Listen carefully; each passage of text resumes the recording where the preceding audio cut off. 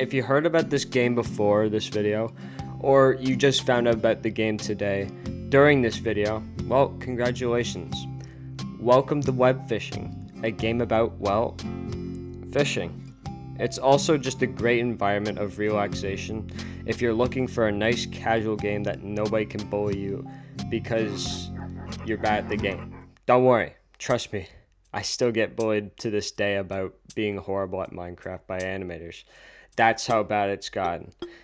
Personally, I enjoy more laid-back games than I do action, and you can probably understand why, considering that I try to avoid action games or PvP games in general. I do feel this game takes a more Animal Crossing inspirational approach with how the game looks, but in my opinion, I don't really have anything bad to say about it. I've really wanted a game like this, especially on Steam. I eventually get bored of playing the games that are supposed to be quote-unquote casual, but just aren't enough for me to fully enjoy myself. With this game, I feel right at home with people who share the same type of vibe I want to go for when I want to relax and even hang out with friends. If they actually bought the game, I eventually hope they will hop on the bandwagon. Anyways, you start off with a tutorial showing you how the game works, with the basic controls on how to move your character, the fishing rod mechanics, all the important stuff to remember when playing the game. But overall, I think it's pretty straightforward, and like I said earlier about this game, it's for your enjoyment, and not to just bite the bullet and do everything within less than an hour or so.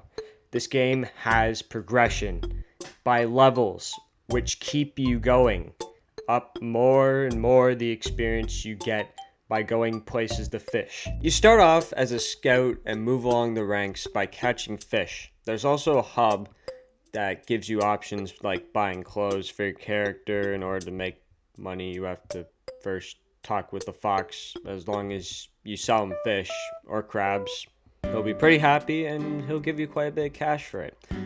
Once you receive your payment for getting fish for the fox, you can look at two stores, the fish store or the general store. The general store is where you get hats, clothing, and accessories for your character. On the other hand, the fish store offers you different options. For example, bait, upgrades to your fishing rod, and lures to obviously lure in your fish. If you want to, you can have a little fish friend if you want to spend $200 on a bucket with water in it. You can also gain money by also doing tasks. For example, getting a certain amount of fish, or even catching stuff that could be rare. I feel as the variety of fish are also a great part of the game, considering there's an ocean and a lake you can go fishing at. Another thing is that they are separate fish that aren't exactly the version of fish you just caught at the lake than it was at the pond you were at 5 seconds ago. Sure, you may catch stupid stuff that isn't even fish, but it still makes it look realistic compared to real life if you were to catch these things on an actual pond. A problem I see is that a lot of people kind of just stop playing the game after their peak, with huge content creators hitting it off with their friends. For example, Lethal Company was quite a hyped up game, but after creators stopped playing it, a lot of the fan base did as well, just to do with the lack of content around it. Another game that was trying to make its way to mainstream, content warning, again, the game was just lacking content and it just wasn't popular enough to keep people interested. And that's the problem with games, in my opinion. Nobody sticks to one game, unless you play Genshin Impact for a living. Fat ass. I just want to enjoy the game, even after the hype is over. I want to make this a streamable game I play when I just need to relax after getting work done after a long day of school, which I mean can put a lot of stress on a person. May I also mention this game has vending machines, which have options I'm currently looking at right now. For example, Catcher's Cola can give you better opportunities to get possibly better and rare fish from either the pond, the waterfall stream, or the ocean. These drinks could also benefit how much you make off of them as well, depending on the fish you get. You can also get speed Slurpees, which I guess make you faster. And then we got alcohol? Huh? I'm fighting the urge to not get drunk. Have you ever wanted to gamble? Well, too bad. You're going to buy a scratch ticket, or else I'm throwing you into the water.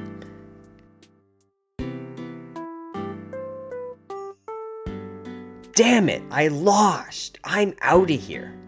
I'm joking, obviously. We got a bit more to talk about. There's actually another store I forgot to mention called the Dock Shop, which has stuff such as jewelry and treasure hunting devices, I assume to give the game more detail, and obviously everyone's favorite, gambling. Yeah. And finally, we have props as the final items you can buy.